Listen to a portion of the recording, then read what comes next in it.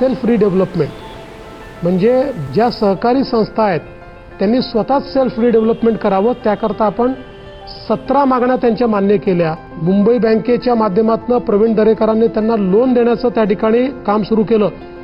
16 building तयार झाल्या आहेत, 1400 प्रपोजल आता आलेले आहेत. त्यामुळे मोठ्या प्रमाणात या ठिकाणी रहिवासी जी समस्या आहे ती सॉल्व्ह होणार आहे. ये यशोपूर्ण गौरव गाथा है एमडीसीसी बैंक, लोकहित लोक कल्याण के लिए समर्पित महाराष्ट्र सरकार और मुंबई के सामान्य लोगों द्वारा पुनः स्थापित सहकारी गृह निर्माण आंदोलन की सहकार को बढ़ावा देने वाले स्वयं पुनर्विकास की आम्ही 122 फ्लॅट बांधतोय. त्याच्यामधले 35 आमचे 2 BHK आणि 3 BHK, बाकीचे 87 विकायला. आणि ज्या फ्लॅट विकायला आहेत त्या फ्लॅट विकून त्याच्यातून जे इन्कम होईल ते इन्कमनी बँकेचं कर्ज फेडलं जाईल. मुंबई बँकेकडनं नुसतं तुम्हाला कर्ज देऊ करत नाहीत, कारण मुंबई बँकेकडनं तुम्हाला प्रोजेक्ट मॅनेजमेंट ही अपॉइंट केला जातो.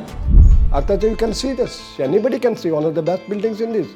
मुंबई बँकेच्या सहकार्याने आमचं हे नवीन घराचं स्वप्न पूर्ण झालं. आम्ही 250 स्क्वेअर फुटाला 634 स्क्वेअर फूट देतोय आणि 400 स्क्वेअर फूटवाल्यांना 922 रेरा स्क्वेअर फूट देतोय.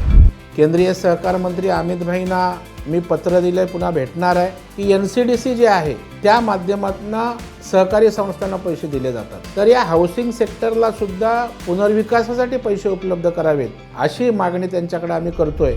चलो स्वयं पुनर्विकास का रास्ता अपनाएं, सहकार से सहकार का विकास करें.